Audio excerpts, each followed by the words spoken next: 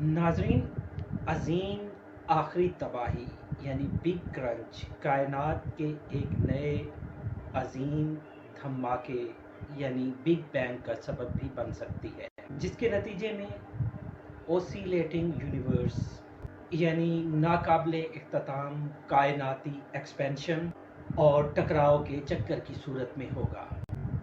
कायनात की एक शक्ल से दूसरी शक्ल में तब्दीली के दौरान एक ऐसा मरहला भी आएगा जिसे जॉन व्हीलर सुपर स्पेस कहता है। वो एक इनफाइनाइट डायमेंशन की हामिल एक लोकेशन है जिसका हर एक नुक्ता कायनात की मुकम्मल तरकीब और ज्योमेट्री का आईनादार होता है। व्हीलर जोर देकर कहता है कि कायनात का आला मकान यानी सुपर स्पेस एक शायराना तखय्युल नहीं है, बल्कि रिलेटिविटी का मूवेबल अखाड़ा है। जैसा कि वो ज़रा सी मुबहम लाइन पर एक नुक्ते से यानी बिग बैंग से दूसरे नुक्ता यानी बिग क्रंच का सफ़र करते हुए रिलेटिविटी थ्योरी के मुताबिक कायनात पर असरअंदाज है। नाज़रीन, यहाँ पर एक सवाल पैदा होता है कि दूसरी कायनात किस लोकेशन पर एग्जिस्ट करेगी। तो इस सवाल का जवाब कुरान मजीद ने आज से 1400 साल पहले ही दे दिया था। अल्लाह ताला फरमाते हैं, हाँ, दूसरी कायनात यकीनन पैदा होगी और ये अल्लाह रब्बुल इज़्ज़त का वादा है जिसका इफ़ा उसने अपने ऊपर लाजिम करार दिया है। कुरान करीम की मंदरजा झैल आयात इसकी तरफ वाज़े इशारा करती हैं।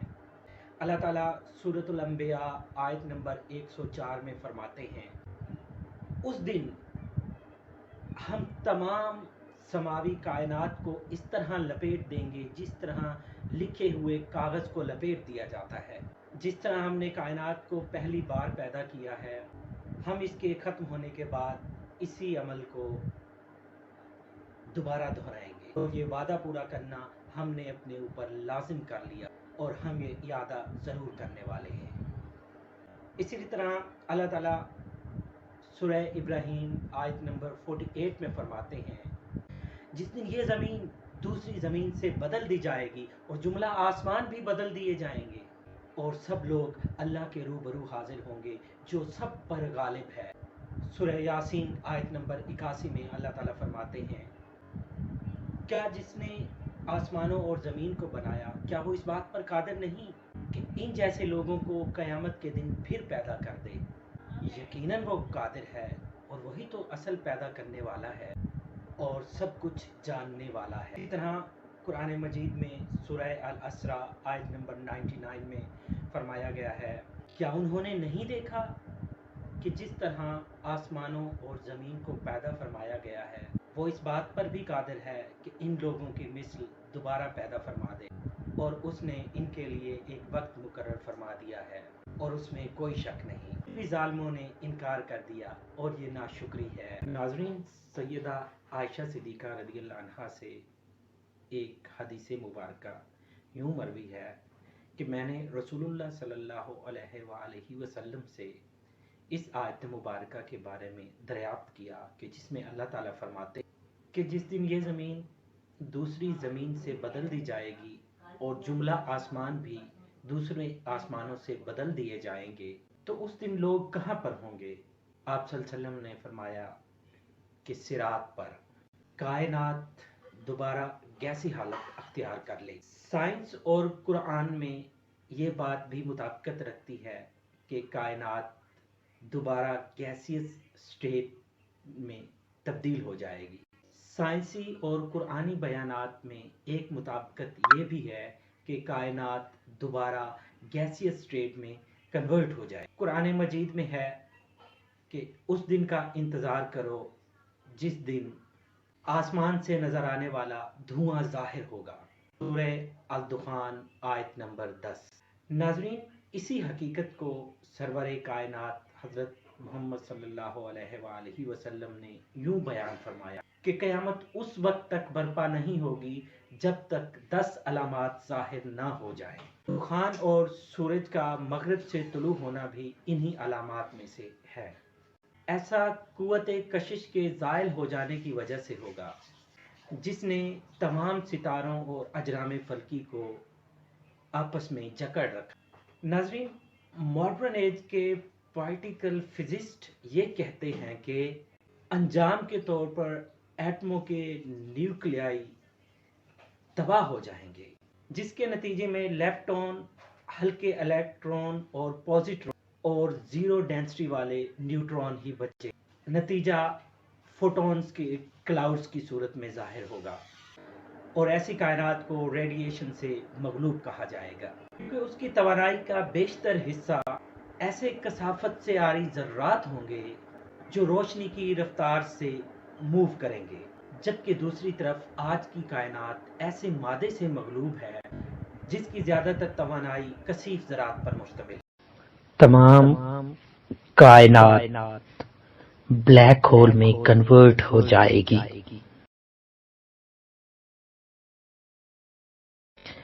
ریڈرز ڈائجسٹ نومبر 1977 میں شائع شدہ جان ایل ولہم کے مضمون کا ایک اقتباس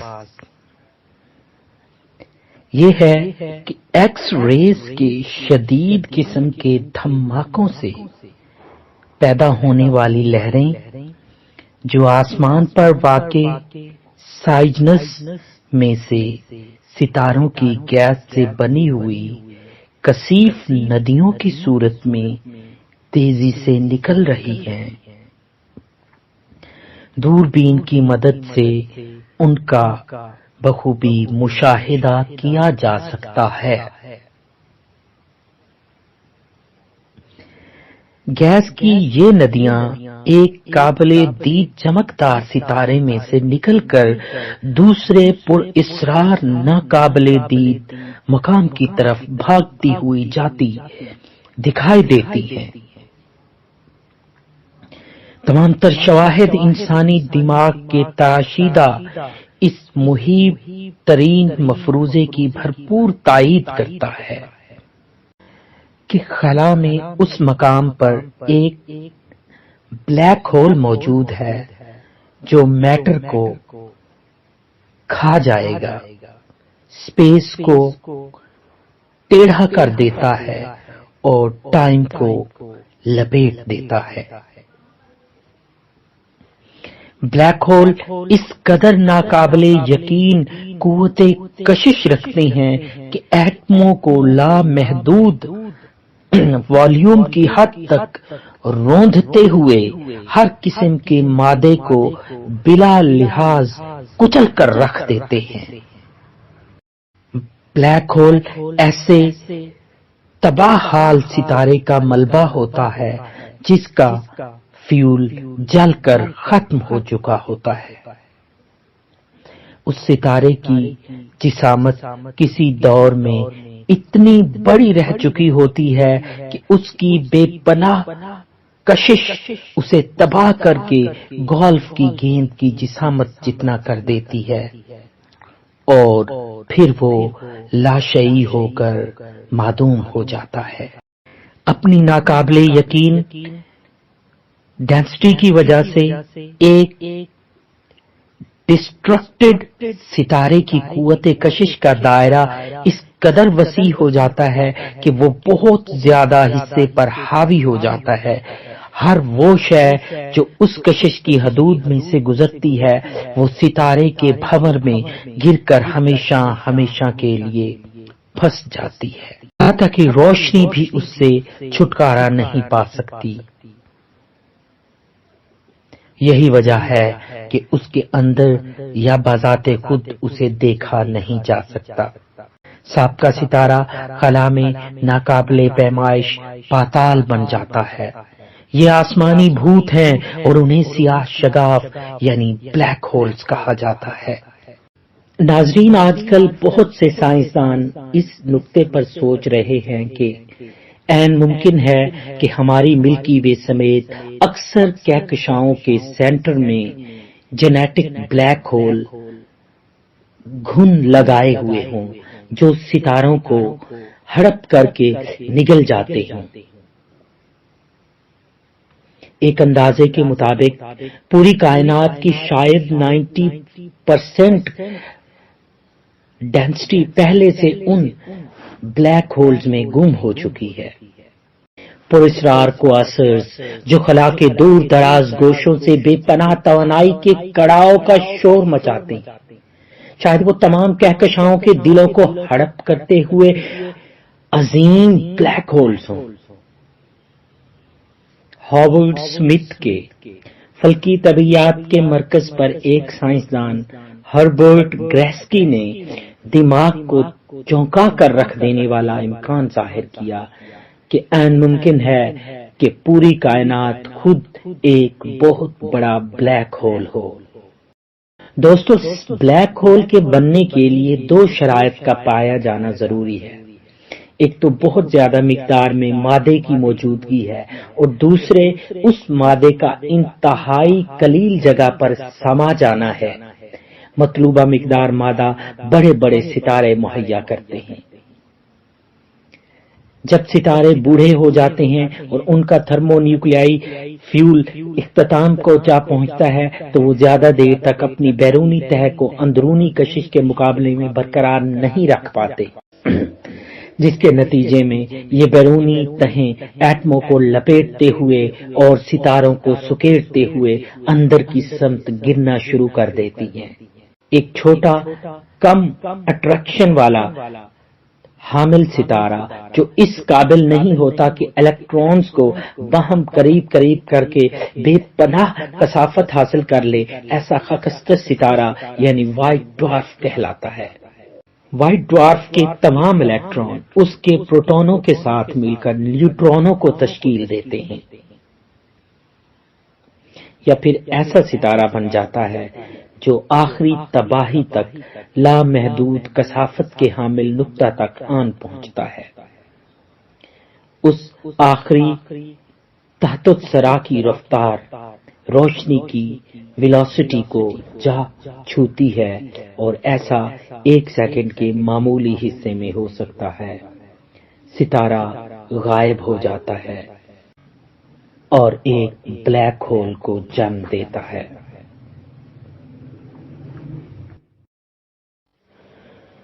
وقوع قیامت، بلیک ہول اور قرآن۔ بلیک ہول کے اس پروسیس کو قرآن پاک سورہ نحل آیت نمبر 77 میں یوں بیان فرماتا ہے، اور آسمانوں اور زمین کا سب غیب اللہ ہی کے لیے ہے، اور قیامت کے برپا ہونے کا واقعہ اس قدر تیزی سے ہوگا جیسے آنکھ کا جھپکنا یا اس سے بھی تیز تر۔ بے شک اللہ ہر چیز پر قادر ہے۔ وقوع قیامت کی وجوہات بلیک ہول سائنس کی نظر سے عام ارتقائی عمل کے تحت کائنات جب تک قائم و دائم رہتی ہے اس کی تباہی کی مندرجہ ذیل وجوہات ہو سکتی ہیں۔ Number 1، formation of black holes. Number 2، collision and repulsion of matter. Number 3، destruction of protons.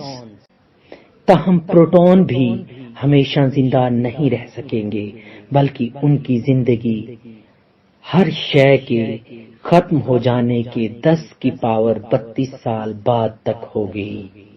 Stephen Hawking کہتا ہے کہ سب سے حیران کن بات یہ ہے کہ کائنات کو تباہی اور پھیلاؤ دونوں کو تقسیم کرنے والی لائن کے انتہائی قریب واقع ہونا چاہیے۔